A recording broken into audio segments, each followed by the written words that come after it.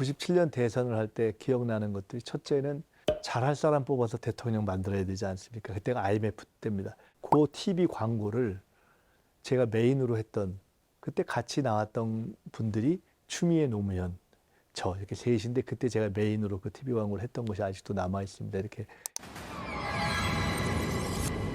첫 번째 기준이 뭡니까? 잘할 사람 뽑는 겁니다. 대통령 하나 잘못 뽑아서 온 나라가 이 고생 아닙니까? 지금 제일 큰 문제가 뭡니까? 경제 살리고 남북 문제 풀어서 나라를 안정시키는 겁니다. DJ가 자타가 공인하는 하버드에서도 인정한 경제통이라는 건 다 알려진 사실입니다. 우리가 남이가 아직도 이런 얘기하는 사람들이 있습니다. 이런 사람들한테 어떻게 21세기를 맡기겠습니까? 물론 DJ 싫은 분들도 있겠죠.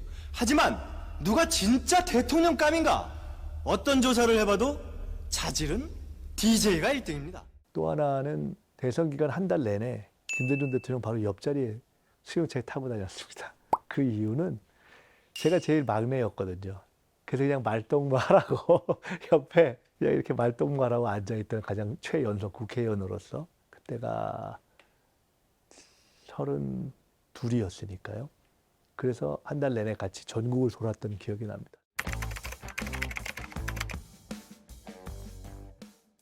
그때가 DJP, 그러니까 김종필 총리와의 소위 DJP 연합인데 하나가 더 있었던 것이 TJ, 박태준. 김대중, 김종필, 박태준의 연합으로 정권을 잡은 건데 제가 박태준 담당이셨습니다. 박태준 총리께서 YS한테 탄압받고 나갔다가 들어와서 첫 무소속 선거를 치른 포항 선거를 할 때 제가 DJ의 명을 받고 가서 막 응원도 해드리고 이제 그러면서부터 인연이 돼서 무소속일 때 결국 대선 때 박태준 총리가 DJ를 지지하게 하는 쪽의 역할을 하고 그 담당으로 제가 쭉 대선을 치렀습니다. 그래서 지금도 기억이 나는데 그 차를 같이 타고 다니다가 이제 박태준 총리하고 김대중 대통령께서 아마 그때 월드컵 때인가 한일 월드컵 때인가 일본을 같이 가서 뭐 축구를 보셨던 기억이 있는 것 같습니다. 그걸 전후해서 어떤 일이 있을 때 제가 안 지켰는데 알아서 뭔 일처리를 하나 했던 것 같아요. 그 대통령님께서 그때 좀 기특했는지 막 이렇게 저렇게 하시다가 지갑을 꺼내가지고 용돈도 주시고 이랬던 기억이 지금 나네요. 거액을 주셨습니다.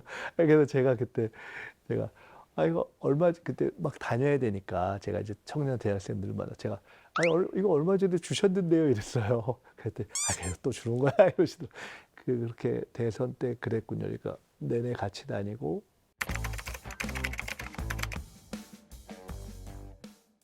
그때가 내일이면 이제 선거 끝납니다. 끝나는 날 김대중 대통령님이 중국집을 좋아하셨어요. 서교동의 대통령께서 좋아하시던 중국집에 내일인가 모레 이제 끝나는데 저녁을 먹다가 제가 그때는 총재님이라고 부르니까 총재님 이 어려울 때 대통령이 돼가지고 나라를 살리시려고 그렇게 많이 떨어뜨리셨나 봅니다. 제가 그랬어요. 그랬더니 DJ가 그렇지? 하고 끄덕끄덕 하시다가 우시는 거예요.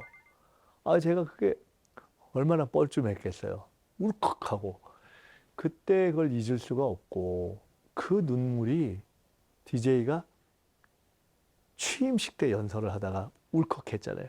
바로 그런 겁니다. 그것이 기억이 납니다.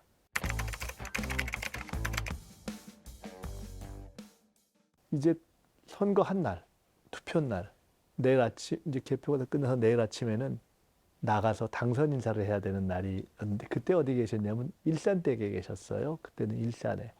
그때 일산댁에서 저희가 당선의 아침을 맞이했는데, 그날 그 일산댁의 2층에 있었던 그 당시의 초선들이 저하고 정동영, 정동채, 김한길이었나? 하여간 지금 그랬던 것 같아요. 한 서너 명 있었는데, 그때 뭐 그 다음날 연설문 같은 것도 쓰고 뭐 이랬는데 대통령님께서 이제 내일이면 당선 인사하는데 중간에 씩 올라오시더니 좀 먹고 하지.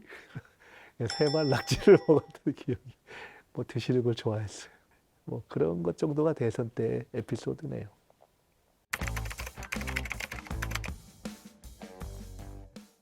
그 전에 92년에 제가 처음 떨어졌지 않습니까? 92년에 처음 떨어질 때 첫 공천 때가 김대중, 이기택 그 통합민주당 때입니다. 그러니까 그야말로 그야 운명의 지역구가 된 영등포에서 공천을 받았는데 그것도 사실은 최불암 선생님한테 우리가 선거운동 할 때 제가 뭐라 그랬냐면은 아니 저는 잘하면 앞으로 국보급 정치인이 된다. 최불암 선생님은 국보급 연기자다. 그때는 우리가 합동유세가 있을 때였어요. 제가 그래서 합동유세하면서 아니 저를 찍으면은 국보급 정치인 될 놈도 하나 건지고 국보급 연기자는 연기를 계속하니까 국보를 2개를 건진다. 근데 나를 떨어뜨리면은 국보급 정치인 될 놈 하나 없어지고 국보급 연기자는 연기를 못한다. 그러니까 국보를 2개 건지실랍니까? 국보를 2개 버리실랍니까? 이렇게 청중들한테 얘기했어요. 근데 재밌는 것은 그 선거에서 제가 이겼잖아요.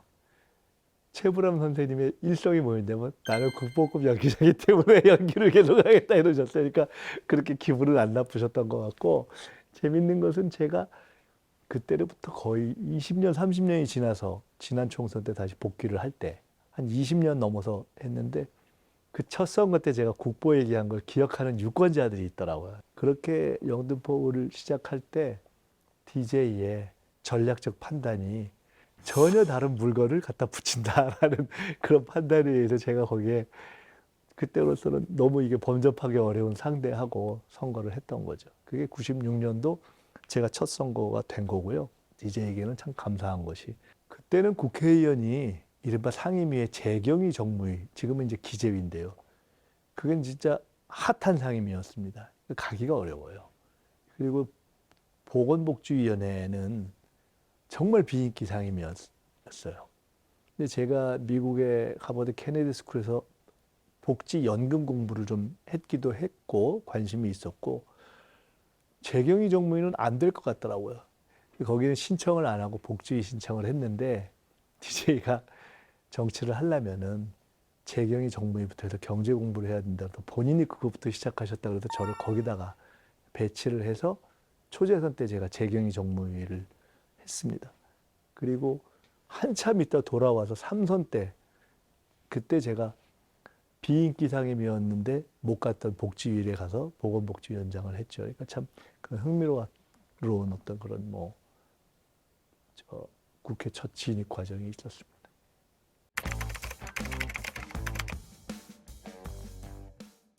제가 깜짝 놀란 게 김대중 대통령님이 이제 대통령 그만두시고 2005년도에 이제 저도 정치 안 할 때 제가 이제 동교동에 대통령님을 찾아가서 이런저런 말씀을 그야말로 둘이서 한 서너 시간을 말씀을 나눴던 적이 있었어요. 아주 재밌게. 그때 외교부 출신의 비서관 하던 분이 딱 한 분 계셨는데 그분이 이렇게 시간 오랫동안 1대1로 재밌게 대화하시는 거는 처음 본다고 하셨던 그런 시간을 가졌던 적이 있어요. 그래서 제가 짠해서 그러실 겁니다 이랬는데 그때 제가 깜짝 놀란 게 92년도 제가 처음 떨어질 때 그때는 DJ가 이렇게 지원 유세하러 다니면 그게 표가 막 움직일 때였어요. 근데 가는 데마다 그 후보들이 붙잡아서 안 놔줘서 계속 늦어지는 거예요. 제 앞에 쭉 늦어지다가 영등포 갑구에서 늦어져서 영등포 울고 제 지역으로 올 때 1시간 반이 지났어요. 그러니까 1시간 반을 우리 동네에 소위 정당 연설회에 모여있던 당원과 지지자들이 지쳐가지고 빠졌는데 지금 저는 이제 못 오십니다라고 너무 미안해서 그냥 혼자서 막 얘기하다가 근데 그때 김대중 대통령이 그때 총재 시절에 도착을 하신 거예요. 그때 저희 지역에 대방초등학교라는 데인데 사람들이 빠져나가는데 그때 제가 대통령님을 차에서 내리시게 해가지고 단 5분이라도 연설을 하시게 했어야 되는 거예요.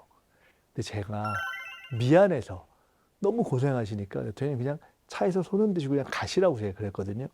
근데 2005년도에 대통령 은퇴하시고 나왔을 때 대통령님을 뵈러 갔는데 그날 일을 얘기하시더라고. 그날 내가 차에서 내려서 자네 연설을 해줬으면 자네가 당선됐었을 텐데 이러시더라고. 그게 200표 차이였거든요. 지역구는 제가 2000표 이기고 군 부재자에서 2200표를 졌었어요. 그런데 그 말씀대로 그랬을지도 몰라요. 그때는 정말 뒤에 이런 막 확확 바람이 불 때니까. 그래서 제가 너무 놀랐어요. 야, 이 양반이 그런 걸 다 기억하는구나. 예, 그랬던 기억이 납니다. 그러니까 이제 그만큼 제가 이제 안 된 거에 대해서 조금 이제 뭐 안타까워도 하셨고, 그러니까 되고 나서 기뻐하셨고,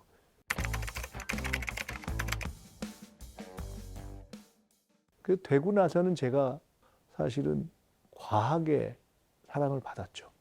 먼 외 시절에 사실은 청년특보 겸 청년특위 부위원장, 청년특위 위원장은 노무현, 부위원장은 김민석, 부위원장이면서 청년특보여서 제가 대통령님한테 말씀을 들어서 노 대통령한테 권하던 뭐 이런 때가 있었고, 그러니까 대통령께서 초선 때 시켜서 조순시장 당선 이 역할을 했고, 집권되고 우리가 처음으로 만든 게 새천년 민주당인데요.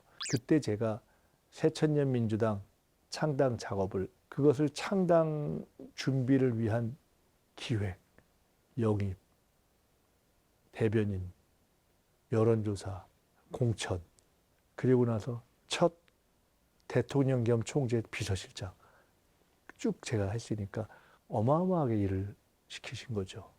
뭐 여론조사, 영입, 공천 이런 거 실무를 다 했으니까. 심지어 영입을 할 때 새천년민주당 때 그때만 해도 우리가 자료가 별로 없었을 텐데 제 혼자 10,000명 자료를 찾아서 그걸 100명으로 줄여서 그 당시에 당의 사무총장을 지냈던 정균환 사무총장하고 둘이서 한 50명씩 만나서 막 50명 이상을 영입하고 이랬던 때니까요. 그때는 정말 열심히 일을 했던 것 같고, 대통령께서 소위 정풍파동이라는 것 이후에 그만두셨는데, 총재를 그만두실 때 총재직 사퇴 성명을 제가 썼었으니까요. 총재 비서실장. 그래서 새천년 민주당의 창당, 586의 영입, 소위 젊은 피 수혈 과정을 다 했고, 대통령께서 총재 물러나실 때까지는 정말 한 2년 이상을 오로지 일만 했던 것 같습니다.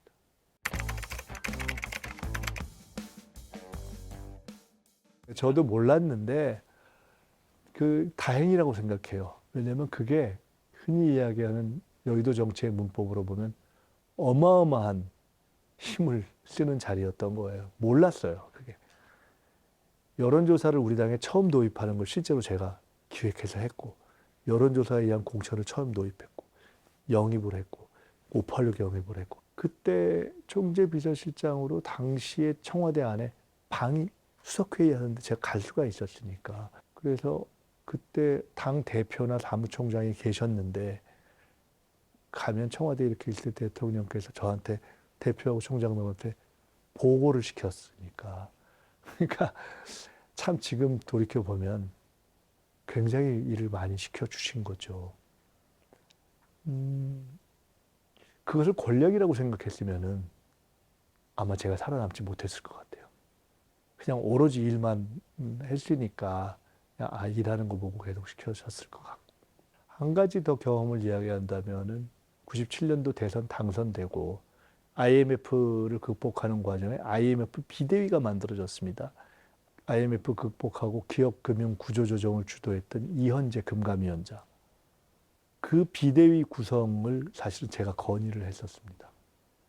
그 대선 다음 날, 우리가 이견 다음 날, 저희 동기들이 외환시장에 있는 친구들이 있었는데, 저도 잘 몰랐는데 연락이 와서 설명을 하는데 잘 모르겠더라고요. 그래서 당시 김대중 대통령이 경제를 맡기려고 생각하셨던 아까 말씀드린 박태준 총리께 찾아갔어요. 설명을 쭉 드렸더니 박태준 총리는 경제를 아는 분이잖아요. 대통령께 보고를 해야 될 것 같다고. 당선 다음 날 그래서 제가 보고를 드렸더니 대통령께서 비대위라는 걸 만들어라 하셔서 박태준 총리 쪽에 김용환 그리고 저 양자가 만나서 처음으로 김용환 장관이 함께 나온 것이 이현재. 제가 그 비대위에 일할 정부의 국과장들을 인선을 했습니다. 제가 사실 뭘 모르잖아요. 그래서 처음에 미국 유학 갔을 때 알았던 케네디 스쿨 하버드 출신 같이 공부했던 분들을 추천을 상당히 했는데 나중에 장관한 분들이 꽤 됩니다. 그렇게 하면서 제가 비대위에 대변인을 하면서 IMF 극복 과정을 지켜보고 경제의 큰 흐름, 변화 과정을 지켜보는 또 그러한 경험 내지는 행운을 겪었었죠. 그것도 요새 생각해 보면은 제가 최근에 이제 금투세 논쟁을 하면서 입장을 정리한 적이 있는데 그런 경제를 바라보는 시각을 나름대로 저희는 실무를 하는 사람 아니고 돈벌이를 하는 사람은 아니지만 정책으로서 바라보는데 비교적 생각을 갖게 된 것이 김대중 대통령이 배려해 주셔서 재경의 정무회를 하고 비대위 같은 것들을 해보면서 갖는 경험이 크게 토양이 됐다 이렇게 생각합니다.